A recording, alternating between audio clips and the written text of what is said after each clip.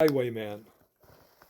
The wind was a torrent of darkness among the gusty trees. The moon was a ghostly galleon tossed upon cloudy seas. The road was a ribbon of moonlight over the purple moor, and the highwayman came riding, riding, riding. The highwayman came riding up to the old inn door. He'd a French cocked hat on his forehead, a bunch of lace at his chin, a coat of the claret velvet, and breeches of brown doeskin. They fitted with never a wrinkle, his boots were up to the thigh, and he rode with a jeweled twinkle, his pistol butts a twinkle, his rapier hilt a twinkle, under the jeweled sky. Over the cobbles he clattered and clashed in the dark inn yard. He tapped with his whip on the shutters, but all was locked and barred. He whistled a tune to the window, and who should be waiting there but Bess, the landlord's daughter. Bess, the landlord's daughter, plaiting a dark red love knot into her long black hair. And dark in the dark old inn yard, a stable wicket creaked, where Tim the ostler listened. His face was white and peaked. His eyes were hollows of madness, his hair like mouldy hay. But he loved the landlord's daughter, the landlord's red-lipped daughter.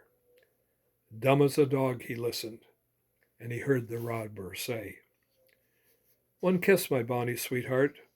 I'm after a prize tonight, but I shall be back with the yellow gold before the morning light.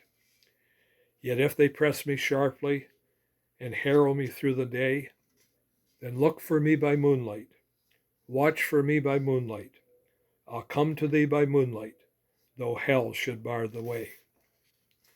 He rose upright in his stirrups. He scarce could reach her hand, but she lowered her hair in the casement. His face burnt like a brand, as the black cascade of perfume came tumbling over his breast, and he kissed its waves in the moonlight. Oh, sweet black waves in the moonlight. Then he tugged at his reins in the moonlight and galloped away to the west. He did not come in the dawning. He did not come at noon. And out of the tawny sunset, before the rise of the moon, when the road was a gypsy's ribbon, looping the purple moor, a redcoat troop came marching, marching, marching. King George's men came marching up to the old inn door. They said no word to the landlord. They drank his ale instead, but they gagged his daughter and bound her to the foot of her narrow bed. Two of them knelt at her casement with muskets at their side. There was death at every window, and hell at one dark window, for Bess could see through her casement the road that he would ride. They had tied her up to attention with many a snickering jest. They had bound a musket beside her with the muzzle beneath her breast. "Now keep good watch," and they kissed her.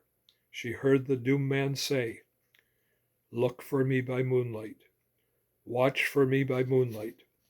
I'll come to thee by moonlight, though hell should bar the way." She twisted her hand behind her, but all the knots held good.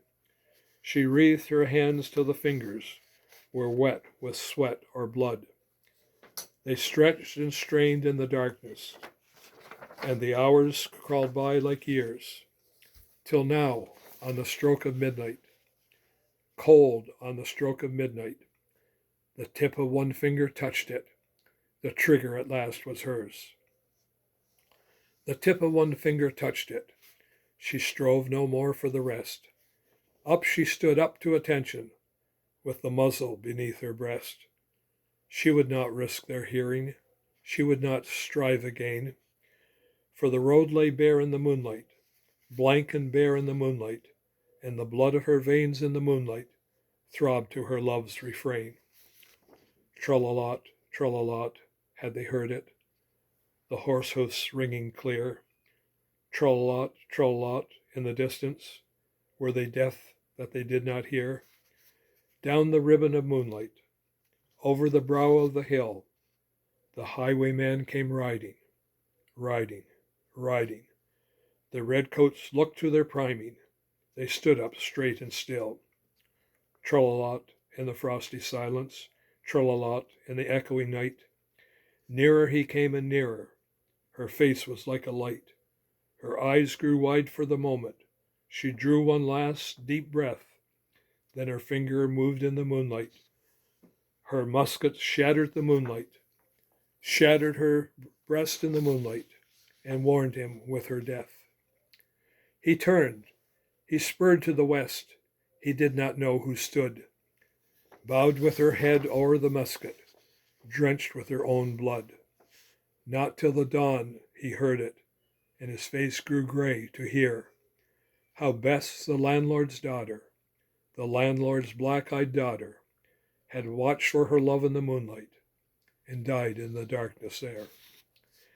Back he spurred like a madman, shrieking a curse to the sky, with the white road smoking behind him and his rapier brandished high. Blood red were his spurs in the golden noon.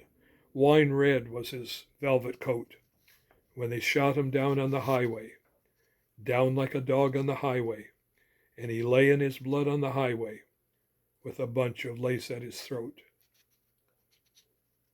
And still of a winter's night they say, when the wind is in the trees, when the moon is a ghostly galleon tossed upon cloudy seas, when the road is a ribbon of moonlight, over the purple moor, a highwayman comes riding, riding, riding. A highwayman comes riding up to the old inn door. Over the cobbles he clatters and clashes in the dark inn yard. He taps with his whip on the shutters, but all is locked and barred. He whistles a tune to the window, and who should be waiting there but the landlord's black-eyed daughter, Bess, the landlord's daughter, plaiting a dark red love knot into her long black hair.